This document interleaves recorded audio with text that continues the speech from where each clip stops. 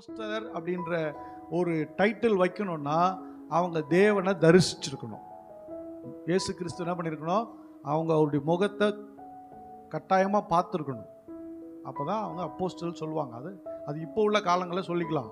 ஆனால் அப்போ அப்படி இல்லை. இயேசுவோடு இருந்தவங்க, இயேசுவோடு சாப்பிட்டவங்க, இயேசுவோடு தூங்கினவங்க, இயேசுவோடு இருந்த அவங்க தான் யார் அப்போஸ்தலராக எண்ணப்பட்டார்கள். அந்த அப்போஸ்தலரில் ஒருத்தர் யூதாஸ் விழுந்து போயிட்டார். அவர் இறந்ததுக்கப்புறம் மத்தியாவை போட்டாங்க. அதுக்கப்புறம் பார்த்தீங்கன்னா கடைசியாக அப்போஸ்தலர் ஆகிய யார் பவுலை சேர்க்குறாங்க, அப்போஸ்தலராக சேர்க்குறாங்க.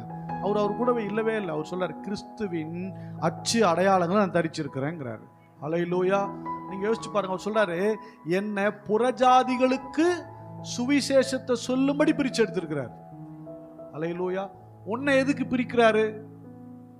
சில பேர் அடுத்தவங்க குடும்பத்தை பிரிக்கணும் ரொம்ப ஈஸியாக பிரிச்சுறது, பிரிச்சு விடுறதுல சூப்பராக பிரிச்சு விட்டுறது. அந்த வேலையை தேவனுடைய பிள்ளைகள் செஞ்சாதீங்க. ஒரு 2 நல்ல நட்பு இருக்கா, அங்கே போயிட்டு ஏதோ ஒன்று பண்ணி கெடுத்துடாதீங்க. நல்ல நட்பு, நல்ல குடும்பங்கள், அவங்களுக்கு எல்லாருடையும் ப்ளஸ் மைனஸ் இருக்கும். கேட்டதெல்லாம் போய் சொல்கிறவன் பிரித்து விடுறான். பைபிள் சொல்லுது, நான் கேட்டதானே சொன்னேன், எல்லாத்தையும் கேட்டதெல்லாம் போய் சொல்லிடுவியா? அப்படி சொன்னாவே பிரிச்சுறன்னு அர்த்தம். கோல்காரனுடைய வார்த்தை விளையாட்டு போல் இருக்கும், ஆனால் இருதயத்தில் என்ன பண்ணுமா, தைக்குமா. இப்போ நிறைய விஷயம் பார்த்தீங்கன்னா இது மாதிரி நிறைய காரியங்களை மக்கள் பண்ணி பிரிக்குது. அதெல்லாம் வேணாம்.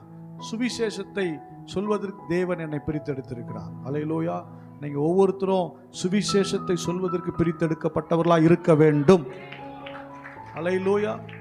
அந்த அனுபவத்துக்குள்ள வாங்க. அப்போஸ்தலன் பவுல் அதுதான் சொல்றார், என்ன அதுக்காக என்ன ஆகும்படி பிரிச்சு அப்போஸ்தலன் ஆகும்படி அப்படின்னா அவர் அப்பன்னா ஆகல எப்படி அப்ப ஆகல? அல்லேலூயா, அல்லேலூயா. அப்போ நாளுக்கு நாள் அவர் தேவனோடு இருக்கிற உறவில தேவனிடத்திலிருந்து வாங்கின வார்த்தையினாலே அவர் அப்போஸ்தலனாக மாறுகிறார். அல்லேலூயா. ஆமா, தேவனிடத்துல வார்த்தை கேட்டோம். இன்னைக்கு புதிய ஏற்பாட்டில் இருக்கிற 13 நிருபங்கள் பிளஸ் எபிரேயர் ஒரு கேள்வியில் இருக்கு. மொத்தம் 14 நிருபம் வச்சுக்கலாம். 14 நிருபங்களையும் அப்போஸ்தலனாகிய பவுல் தான் எழுதினாரு, வேற யாரும் எழுதலை. பேதுரு 2 நிருபம் எழுதியிருக்கிறார், யோவான் ஒரு 3 நிருபம் எழுதியிருக்கிறார், இன்னொரு யோவான் என்ன பண்ணியிருக்காரு, ஒரு தீர்க்கதரிசன புத்தகத்தை எழுதியிருக்கிறார். வேற யாரும் என்ன பண்ணல. அப்போ அப்போஸ்தலனே அல்ல, அது இயேசுவோடு வாழ்ந்தவர் அல்ல, அவர் எழுதின சத்தியங்கள், அவருக்கு கிடைச்ச ரெவலேஷன்ஸ் பார்த்தீங்கன்னா புதிய ஏற்பாட்டு திருச்சபை நிறுத்துகிறது. அல்லேலூயா. அதனால பின்னாடி இருந்த அப்போஸ்தலனாகிய பவுல் முன்னாடி அப்போஸ்தலனா வந்துட்டார். கரங்களை தட்டி தேவனை மையப்படுத்தலாம். உலகத்தில் இருக்க மற்ற அப்போஸ்தலனை தெரியுமா தெரியாத தெரியல, அப்போஸ்தலனாகிய சென்ட் பாலை எல்லாருக்குமே தெரியும். அல்லேலூயா. புதிய ஏற்பாட்டு திருச்சபை நிற்க வைக்கிறவராக இருக்கு. எனக்கு அன்பான தேவனுடைய பிள்ளையே, நீங்கள் பிரித்தெடுக்கப்பட்டதில் விசேஷமானவர்களாக எழும்பணும். உங்களை பிரித்தெடுத்தார் என்பதை விளங்க பண்ணணும். அதுக்குன்னு எல்லா தலையை போய் முன்னாடி காட்டணும்ல.